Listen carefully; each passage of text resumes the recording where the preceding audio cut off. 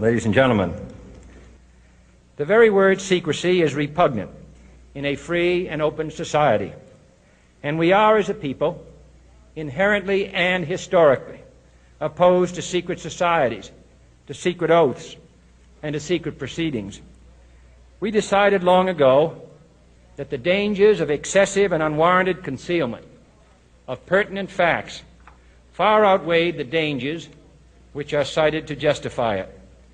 Even today, there is little value in opposing the threat of a closed society by imitating its arbitrary restrictions. Even today, there is little value in ensuring the survival of our nation if our traditions do not survive with it. And there is very grave danger that an announced need for increased security will be seized upon by those anxious to expand its meaning to the very limits of official censorship and concealment.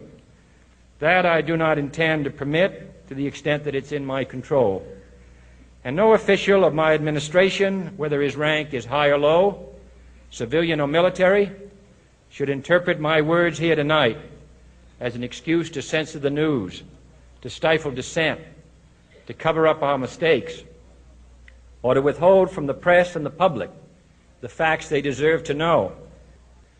For we are opposed around the world by a monolithic and ruthless conspiracy that relies primarily on covert means for expanding its sphere of influence, on infiltration instead of invasion, on subversion instead of elections, on intimidation instead of free choice, on guerrillas by night instead of armies by day.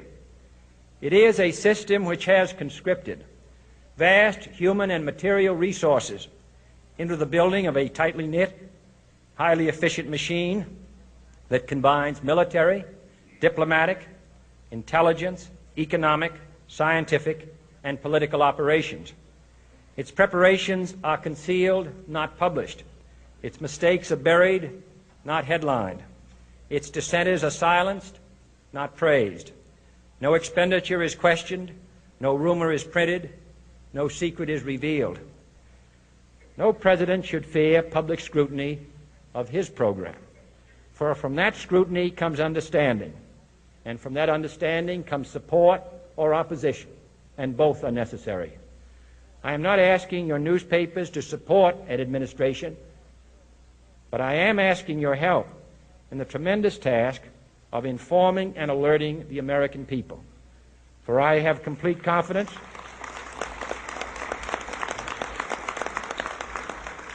in the response and dedication of our citizens whenever they are fully informed. I not only could not stifle controversy among your readers, I welcome it. This administration intends to be candid about its errors. For as a wise man once said, an error doesn't become a mistake until you refuse to correct it. We intend to accept full responsibility for our errors, and we expect you to point them out when we miss them.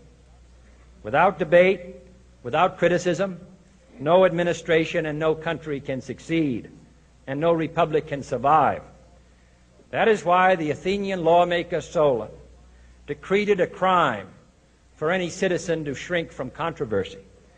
And that is why our press was protected by the First Amendment, the only business in America specifically protected by the Constitution, not primarily to amuse and entertain, not to emphasize the trivial and the sentimental, not to simply give the public what it wants, but to inform, to arouse, to reflect, to state our dangers and our opportunities, to indicate our crises and our choices, to lead, mold, educate, and sometimes even anger public opinion.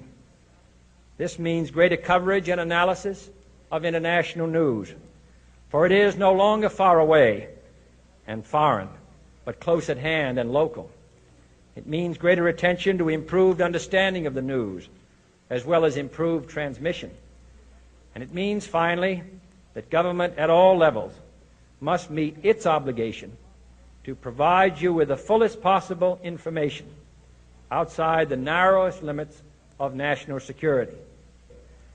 And so it is to the printing press, to the recorder of man's deeds, the keeper of his conscience, the courier of his news, that we look for strength and assistance, confident that with your help, man will be what he was born to be, free and independent.